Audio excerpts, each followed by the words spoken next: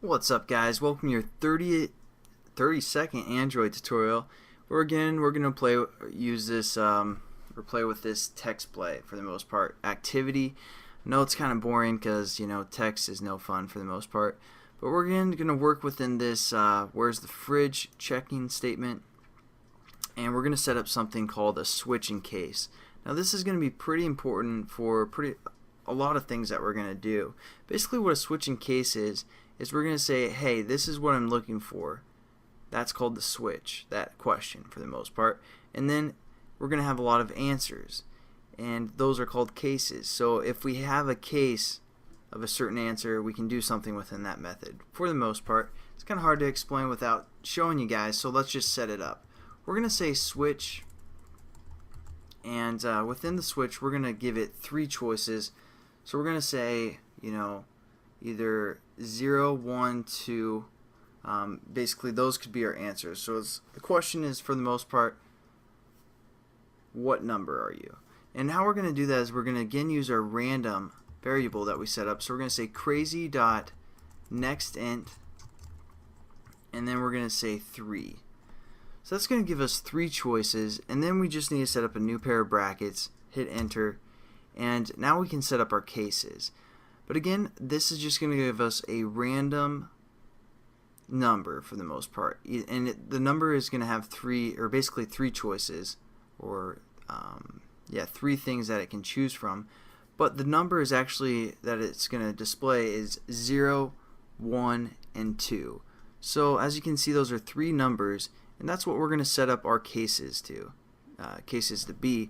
So basically, we're giving it a random number, and now we can set up a case. So we're going to say case 0, because if we get a random and it's equal to 0, we can do whatever is within here. And then we're going to hit a break statement.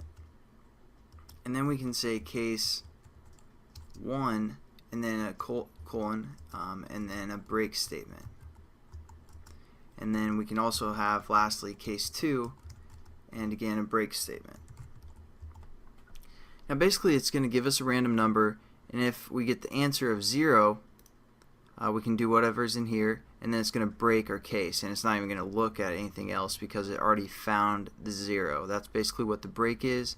And if it's 1, it's also going to do whatever within here, and 2, it's going to do whatever is within here. Sorry. And so now what we're going to do is basically have this crazy, just set our gravity. So we're just going to copy and paste some of these. Such as set the gravity to the left in the case 0, and then set the gravity to the center as for case 1, and set the gravity to the right for case 3, or case 2, I'm sorry, whoops, what's going on? Alright. And so basically that's what I wanted to show you guys in this tutorial. Is basically we can set up a switch where it's give us some choices to choose from, and then it looks for the answer, and we can define a method within there. And also the other thing that's important in this tutorial is this a random variable. When we put 3 here, we're still going to have 3 choices for the most part, but those choices aren't going to be 1, 2, 3, for example. They're going to always start at 0, so it's going to be 0, 1, 2.